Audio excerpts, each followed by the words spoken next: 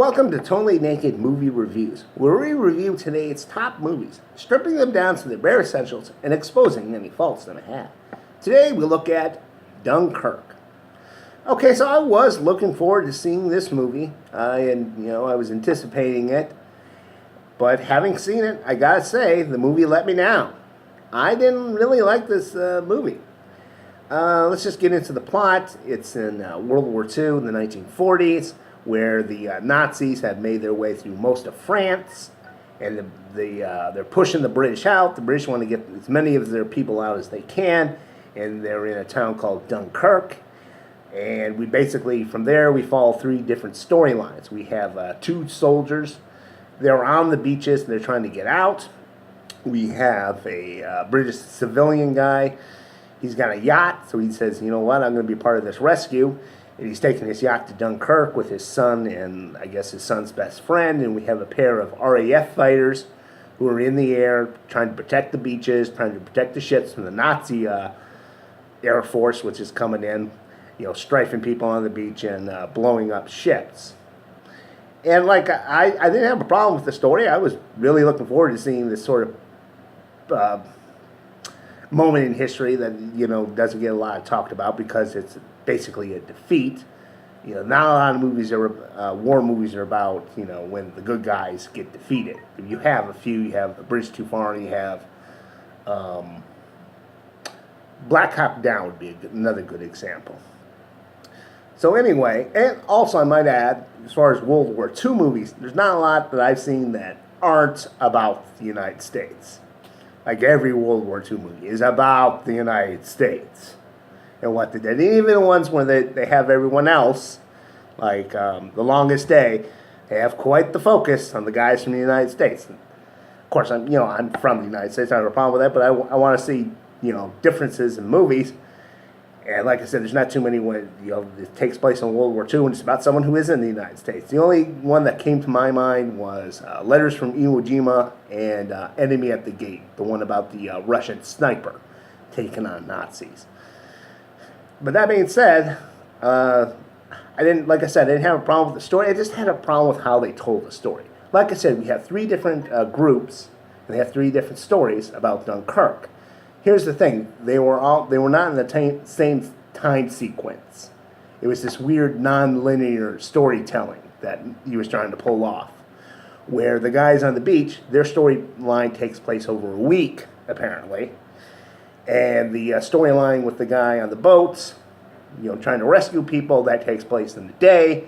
And the RAF fighters, that storyline takes place in an hour.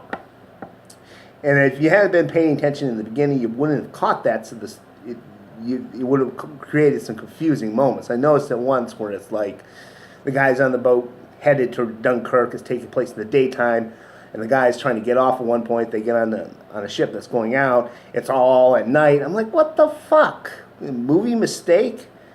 And I had noticed these little annotations at the beginning where they had said, the mold 1 week, which the mold is basically on the beach. I think they said the sea, which is, the British guy, the one out. Anyway, that didn't make sense to me in the beginning, and then, of course, things get choppy. It's only when, the storyline intertwines where people from the boat storyline meet up with, one of the pilots who got shot down. They're like, oh, okay, I see what they're doing here, and to be honest, I didn't like it. It was confusing, and it's like, why not a linear storyline? I think the only reason that he did a linear storyline is because, like they said, the guys on the beach, their storyline is supposed to take place over a week. But for me, it didn't even feel like their storyline took a week. A day and a half is what it felt like. And I think you could have had a story with all three of these elements and kept it linear, it would have been a better film. Like I said, I don't understand why he went that direction. Another direction I didn't like is the storyline, and this is something I read in IMDb, but I saw it in the movie. It's like it was more about survival than heroism. I'm like, why? Why would you do that with a movie like Dunkirk? And you see this at the beginning with the guys on the beach, how they kind of, all they want to do is get home and save themselves. and they do it through some really shifty manners, like spoiler alert, one guy who's not British decides to take a uniform off a dead guy and pretend to be British so he can get on the boat, and then this other guy who really wants to get on, then he sees a guy who's been left on a stretcher and is like, hey, why don't we pretend we're medics and we're helping this guy out, and when we get him on the boat, we'll stay on it. They don't say this, mind, but you can tell that's what they're doing when they pick the guy up on the stretcher. And then they just sort of skip through the line of all the unwounded guys, and so on. And there's another point where the same guys, because that whole ship thing didn't work out. I don't want to spoil too much. They're on this boat that got abandoned on the beach side, and they're waiting for the tide to come in. Meanwhile, some Nazis are shooting up the boat, putting holes in it. At one point, they're like, "Hey, we got to send someone up top." And they think the one guy wearing the uniform has been talked throughout the movie, which I didn't notice until this guy in the movie points it out. It's like, what's this? So I bet he's a German, but then they find out he's French. But they still's like, you know what? We'll send him up top. He'll probably get shot up. At least we'll know what's going on. And it was like, what the fuck is this shit? And it kind of becomes one of those sort of disaster movie cliches where, they turn on one another. Like, what? Why the fuck is this in the Dunkirk movie, a historic movie?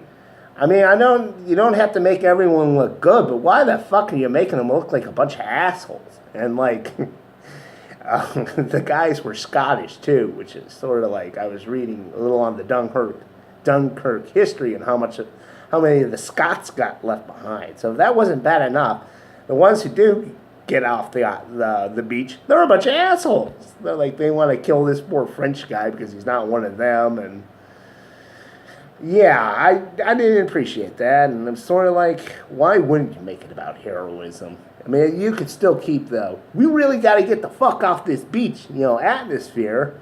But I mean, it's, all these civilians who come to their aid, they kind of downplay that. They kind of downplayed the Air Force guys out there. Well, no, I think they did pretty good with the Air Force guys, because there's a scene where one of the guys' planes gets shot up and he loses his fuel gauge, so he has no idea how much fuel he is, but he decides to hang in there to the very end. Yeah, so I guess that was good, but for the most part, it's just storyline just didn't make any sense. I just did not like this film. I didn't have a problem with anything but how they told the story and the decisions they made there. So I'm just gonna suck this all up to writing. The acting was okay. Harry Styles for One Direction was in this, and I didn't know that till the end credits. And I had to go back on IMDb to figure out what character he played, and I guess that's a credit to him that he didn't stand out being terrible, really that good, so he came off as just an actor playing a part. There's a kind of Tom Hardy was in this. I didn't realize he was in it till the end when he takes off his mask. He's one of the fighter pilots. Yeah, I didn't have a problem with the acting. I thought the people played their parts.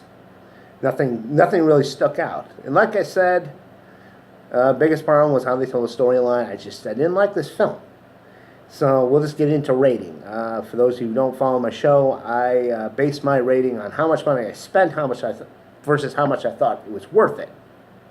So you can already tell it's not going to do too well. But I will give it $3 for telling a part of history you don't hear too much about. Fair enough acting. And a few moments where I did like the film. 3 out of $9. Like I said, I didn't like it. I actually enjoyed the Emoji Movie more than I enjoyed this. And more on that later.